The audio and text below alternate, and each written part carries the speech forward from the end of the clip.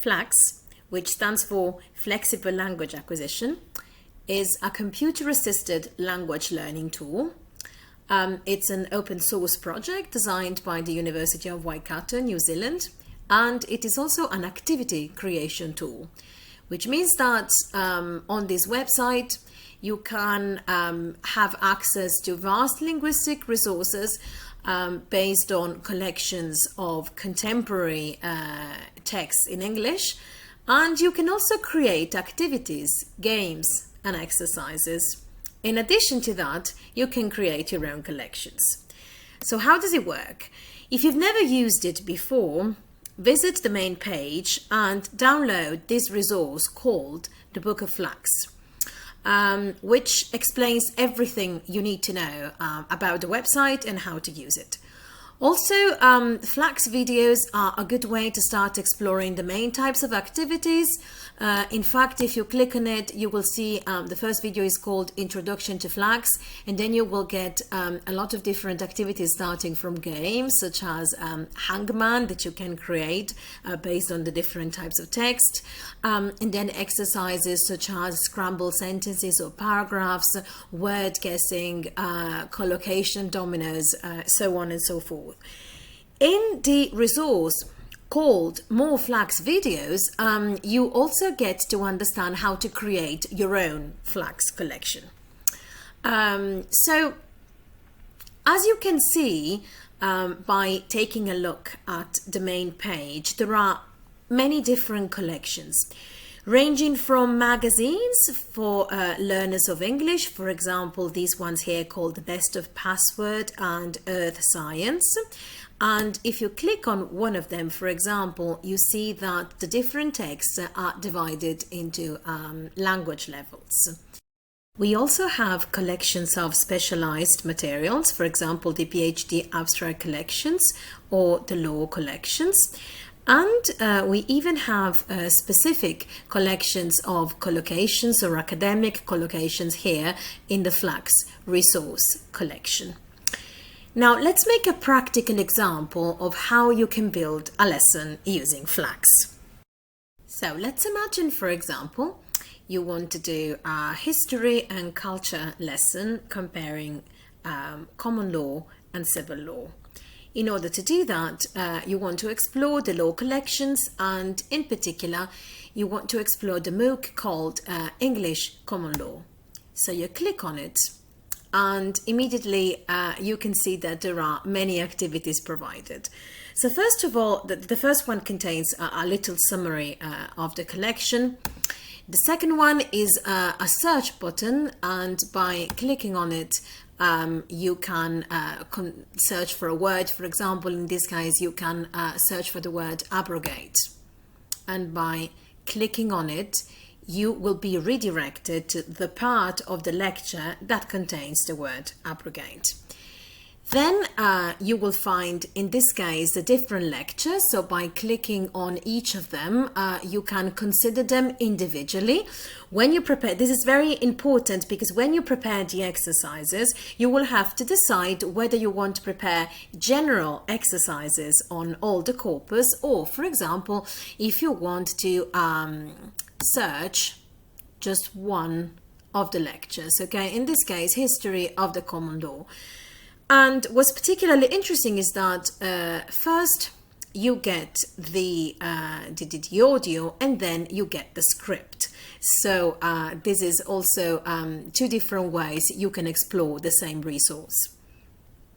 Then by clicking on quizzes, you will see the practical quizzes that have already been embedded in the MOOC itself. And these are pre-prepared exercises.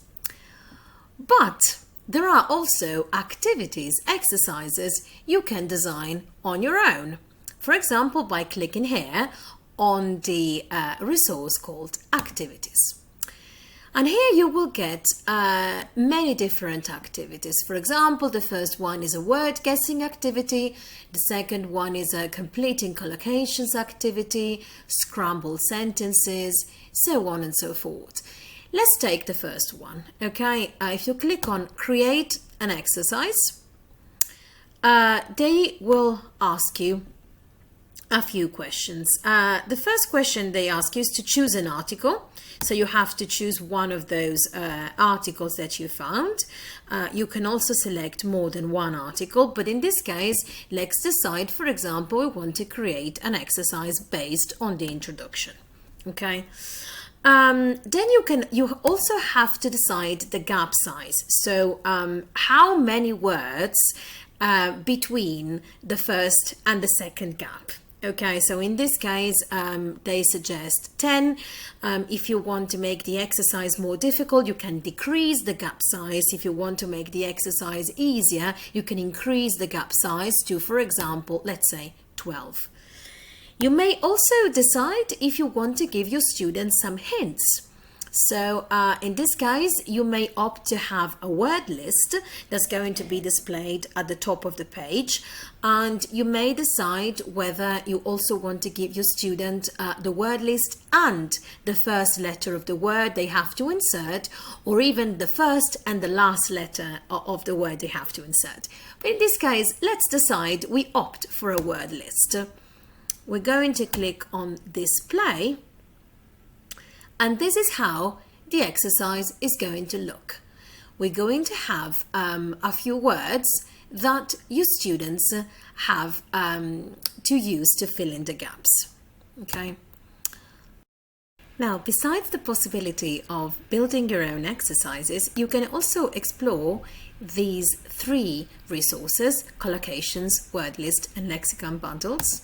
By clicking on Collocations, you will find different collocations of words commonly found in the articles in the corpus that we searched.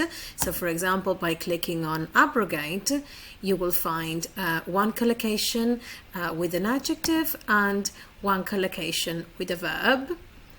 And if we click on Word List, you're going to find in this case, the academic words. You can choose whether you want to display the academic words, the top 1,000 or the top 2,000 most frequent words. And you can sort them by frequency, or you can sort them alphabetically. And as you can see, there is the little icon of a cherry here.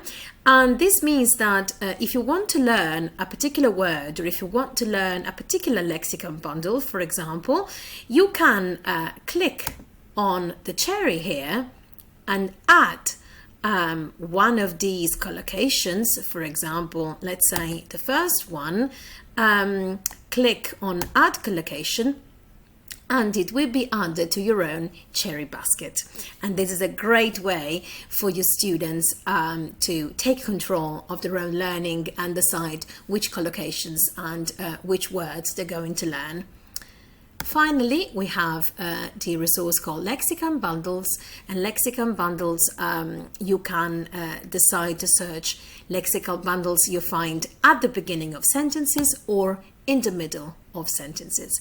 And by clicking on each of those, you will be redirected to the text and you will find them in a context. I hope this video was useful, and if you want to know more about the resources that Flax offers, go back to the main page and watch the Flax videos.